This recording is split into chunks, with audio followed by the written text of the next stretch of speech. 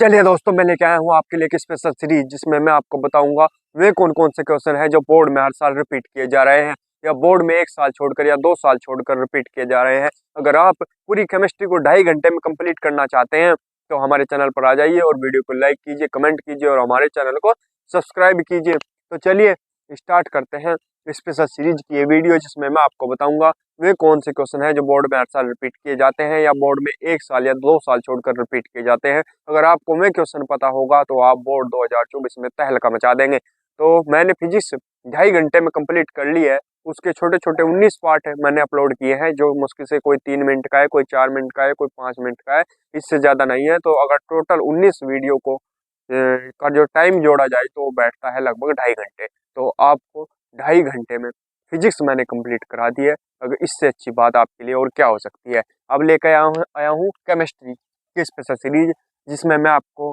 5 part upload कर दिए हैं। मैंने 5 पार्ट अपलोड कर दिए हैं आपके लिए और 6ठा पार्ट अब लेके आया हूँ। तो चलिए स्टार्ट करते हैं।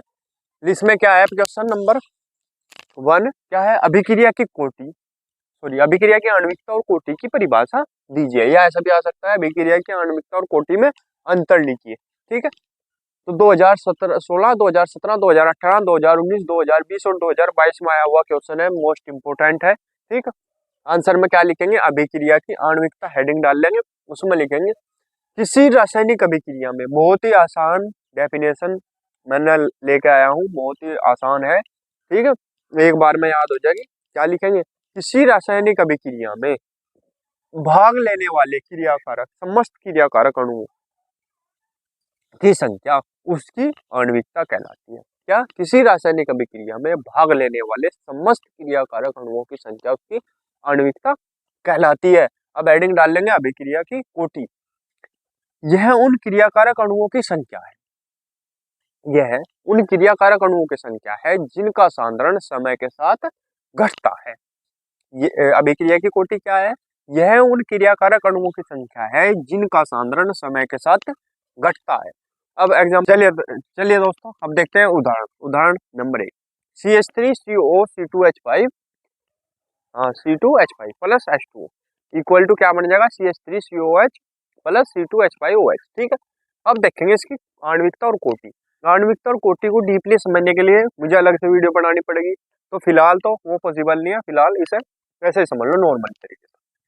ठीक है, हम देखेंगे यहाँ क्या है, कुछ नहीं है, 1, यहाँ क्या है, कुछ नहीं है, तो 2। मान लिया अगर यहाँ 2 होता और यहाँ भी 2 होता तो 2 और 2 कितनी हो जाती है आणविकता, 4। लेकिन यहाँ कुछ नहीं है तो 1, यहाँ भी 1, तो 1 प्लस 1 कितना हो गया, 2। तो आणविकता कितनी होगी, 2। ठीक है, यहाँ देखेंगे हम, यहाँ जो संतुलित करने के लिए लगाते हैं ना, इस साइड देखेंगे, इसी साइड की, इस साइड का कोई मतलब नहीं। ठीक है, अब आ जाओ कोटि पे। कोटि भी ऐसे ही है, 1 जो पावर साइड यूनिट है, देखो 1 होगी। अब इसकी तो होगी 1, लेकिन ये बात ध्यान रखनी, जहां भी H2O हो उसकी कोटि हमेशा क्या होगी, 0। उसकी कोटि हमेशा क्या होगी, 0। तो ये कितना हो जाएगा, 1। तो यानी कोटि कितनी आ जाएगी इसकी, 1। तो इस अभिक्रिया की कोटि तो होगी 1। ठीक है, अब अगर हम प्रथम कोटि शून्य कोटि की निकालेंगे, अगर मान लिया प्रथम कोटि की हमें एग्जांपल देना तो हम ये रिएक्शन लिख सकें कि ये प्रथम कोटि की अभिक्रिया है। ठीक है, अब आ जाओ इस पर, ये number 2 example, 2HI equal to gold AU उत्प्रेरक और ये H2 प्लस I2 बनना। ठीक है, अब देखेंगे इसकी आणविकता, यहाँ कितनी है, 2। तो क्या आ गई आणविकता, 2, और तो कुछ है नहीं साइड। ठीक है, अब देखेंगे कोटि। हमेशा जहां भी उत्प्रेरक कार्य करेगा, हमेशा जहां भी उत्प्रेरक कार्य करेगा उसकी कोटि हमेशा 0 होगी। उसकी कोटि क्या होगी, 0। तो आणविकता तो आ गई 2, कोटि कितनी होगी, 0। उत्प्रेरक है इसलिए 0, और जहां H2 होगा वहां भी 0, बाकी सब सेम चलता रहेगा ऐसे। अब देखो, जहां भी शून्य कोटि की अभिक्रिया होगी वहां हम ये रिएक्शन लिख सकते हैं। तो 2 काम हो गए हमारे पास, एक शून्य कोटि की अभिक्रिया मिल गई, एक प्रथम कोटि की अभिक्रिया मिल गई, और आणविकता और कोटि में अंतर भी मिल गया, यानी 3-4 काम हो गए हमारे। ठीक है, और अलग से डेफिनेशन भी आ जाए आणविकता की भी और कोटि की भी। स्क्रीनशॉट ले लेंगे इसका, आगे बढ़ेंगे फिर। चलिए दोस्तों आगे बढ़ते हैं। क्या है अगला क्वेश्चन, शून्य कोटि की अभिक्रिया क्या है। शून्य कोटि की अभिक्रिया के वेग स्थिरांक की इकाई तथा व्यंजक लिखिए। ठीक है, कब आया? 2019 2022 में आया हुआ क्वेश्चन है। ये आंसर में लिखेंगे, हेडिंग डालेंगे शून्य कोटि की अभिक्रिया। क्या लिखेंगे? वह अभिक्रिया जिसकी प्रगति में अभिकारक के किसी भी अणु का सांद्रण परिवर्तित नहीं होता है, शून्य कोटि की अभिक्रिया कहलाती है। अतः इस अभिक्रिया का वेग अभिकारक के सांद्रण पर निर्भर नहीं करता है। मैंने बताया था पहले वाले टॉपिक में कि जो शून्य कोटि की अभिक्रिया के लिए जो एग्जांपल है वो ये है। तो ये कहें कि अभिक्रिया होगी शून्य कोटि की अभिक्रिया है। ठीक है, अब हेडिंग डाल लेंगे। अब इसका समीकरण भी तो प्राप्त करना व्यंजक शून्य कोटि की अभिक्रिया का गतिक समीकरण। हेडिंग डाल देंगे बड़ा सा, इसे मैं मिटोरा अब। ठीक है, स्क्रीनशॉट ले लो इसका, फिर इसका इसे जो आगे इसका व्यंजक है इसे सिद्ध करेंगे। ठीक है, चलिए दोस्तों देखते हैं आगे क्या लिखा हमने। वो हेडिंग डाल लिया था। ठीक है, उसके बाद लिखना माना कि कोई शून्य कोटि की अभिक्रिया इस प्रकार से है। ठीक है, A equal to B plus C, शून्य कोटि की परिभाषा के अनुसार इसका वेग dx अपॉन dt अनुक्रमानुपाती होता है a0 के। अब देखो, जब अनुक्रमानुपाती का ये चिन्ह हटेगा तो एक स्थिरांक आ जाएगा, वेग स्थिरांक क्या? k। ठीक है, तो dx अपॉन dt बराबर क्या हो जाएगा? k a0। ठीक है, ये अनुक्रमानुपाती का चिन्ह हटेगा और बराबर का चिन्ह होगा यहाँ, और इसकी जगह क्या हो जाएगा? k। ठीक है, जहाँ के शून्य कोटि की अभिक्रिया का क्या है? वेग स्थिरांक है। ठीक, अब क्या करेंगे?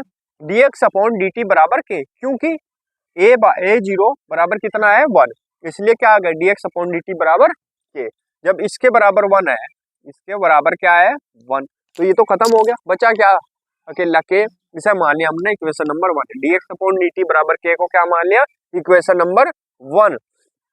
अब इनकी क्रॉस मल्टीप्लाई कर दो, देखो तो dx बराबर ये dt की गुणा इसमें होगी। ठीक है, के में, तो dx बराबर क्या हो जाएगा? k dt। dx बराबर क्या हो जाएगा? k dt। अब कर दो इनका समाकलन। समाकलन करने पर दोनों तरफ समाकलन, इधर भी समाकलन कर दो। समाकलन करने पे इसका dx का क्या हो जाएगा? x, और प्लस k dt का क्या हो जाएगा? kt, d हट जाएगा, और प्लस एक क्या आ जाएगा? जहाँ सी समाकलन स्थिरांक है, सी आ जाएगा। समाकलन स्थिरांक ऐड हो गया ना समाकलन में, मैथ वालों को पता होगा। ठीक है, देखो dx, इसमें से d हटेगा, इसमें से d हटेगा समाकलन होने के बाद। ठीक है, तो जब इसमें से d हटेगा यहाँ कितना बच जाएगा? x बराबर, इसमें से d हटेगा तो क्या बच जाएगा? kt, और प्लस जब समाकलन स्थिरांक c भी जरूर जुड़ा है। ठीक है, तो प्लस c, इसे मान लिया हमने इक्वेशन नंबर 2। अब मान लो x बराबर 0 है और t बराबर 0 है, तब क्या होगा? x बराबर भी 0 और t बराबर भी 0, तब क्या होगा? तब समीकरण 2 में इसका मान रख दो, x का भी t का भी, तो क्या हो जाएगा? x की जगह रखेंगे 0 बराबर, इसमें क्या रखेंगे? t की जगह 0, तो ये भी 0 हो गया सारा। ठीक है, प्लस c, तो यानी c बराबर क्या हो जाएगा? 0। तो ये c बराबर 0 आ गया। अब c का ये मान समीकरण 2 में रख दो, समीकरण 2 में c का मान यहाँ रख दो, तो c का मान समीकरण 2 में रखने पर तो x बराबर क्या हो जाएगा? kt, क्योंकि 0 हो गया c, तो ठीक है, खत्म होगी कहानी इसकी। या कैसे लिख सके हम इसे? या तो x बराबर kt या kt बराबर x, तो k बराबर क्या हो जाएगा? x बटे t, ये t कहाँ चला जाएगा? नीचे। इस समीकरण को शून्य कोटि की अभिक्रिया का गतिक समीकरण कहते हैं। यूनिट पूछी थी उसमें, मात्रक पूछा था उसने, इकाई मात्रक होता है। ठीक है, क्या है? मोल, लीटर इनवर्स, सेकंड इनवर्स। ठीक है, इसका स्क्रीनशॉट ले लेंगे। ठीक है, अगर वीडियो अच्छी लगी हो तो प्लीज वीडियो को लाइक कीजिए, कमेंट कीजिए और हमारे चैनल को सब्सक्राइब कीजिए। मिलते हैं अगले पार्ट में, तब तक के लिए धन्यवाद।